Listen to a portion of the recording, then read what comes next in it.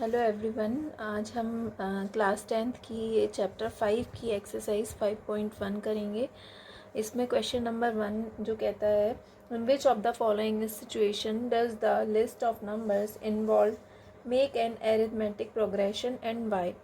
सो first case में हमको given है the taxi fare after each kilometre when the fare is ₹15 for the first kilometre and ₹8 for each additional kilometre.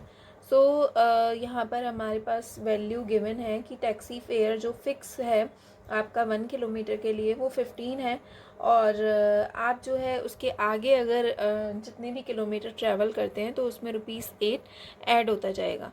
So it will be in the form of AP। Second case में the amount of air present in a cylinder when a vacuum pump removes 1/4 of the air remaining in the cylinder at a time. So यहाँ पर देखिए जितनी भी amount cylinder में present है air की, so vacuum pump उसका 1/4 remove कर रहा है, एंड इसमें जो है AP की फॉर्म क्रिएट नहीं हो पाएगी। The cost of digging a well after every meter of digging when it costs ₹150 for the first meter and rises by ₹50 for each subsequent meter. So देखिए यहाँ पर जो कॉस्ट है for the first metre starting का first metre की जो cost है वो ₹150 है, और अगर आगे जितना भी मीटर आप ऐड करेंगे उसमें आगे तो उसमें ₹50 राइज हो जाएंगे, यानी कि ₹50 ऐड होते जाएंगे। सो इसमें ₹50 ऐड हो रहे हैं, that's why it will be in the form of AP। The amount of money in the account every year when ₹10,000 is deposited at compound interest at 8% per annum. तो देखिए यहाँ पर जो है अमाउंट गिवन है आपको 10,000, और ये डिपॉजिट की जाती है कंपाउंड इंटरेस्ट पर और 8% रेट पर। सो ये एक AP की फॉर्म नहीं होगी। क्वेश्चन नंबर सेकेंड में देखते हैं, write first 4 terms of the AP when the first term A and the common difference D are given as follows. So यहाँ देखिए आप कि आपको A की वैल्यू गिवन है एंड D की वैल्यू गिवन है। So for finding the second term formula will be A plus D, and यहाँ पर हम जो है A में जो हमारी A की वैल्यू और D की वैल्यू गिवन है इन दोनों को ऐड करेंगे, then we will get the second term and it will be 20, and for finding the third term formula will be A plus 2D. So you can find it according to that formula, or you can add D in the last term, यानी कि second term में अगर आप D plus कर दें then you will get the third term.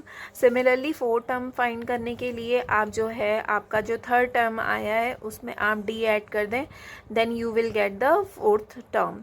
So here are 4 terms are first term 10, second 20 and third 30 and fourth 40. So that will be the answer. Now we have to do the part second, and part second we have given the value of A is -2 and D की value 0 है। सो हमारा जो first term है, first term will be A। So A जो है आपका वो -2 है, एंड सेकेंड टर्म जो निकलेगा आपका second term will be A plus D। ठीक है, सो A की वैल्यू -2 प्लस D की वैल्यू 0 है। सो आपका सेकेंड टर्म कितना हो जाएगा, -2 प्लस 0 विल बी -2।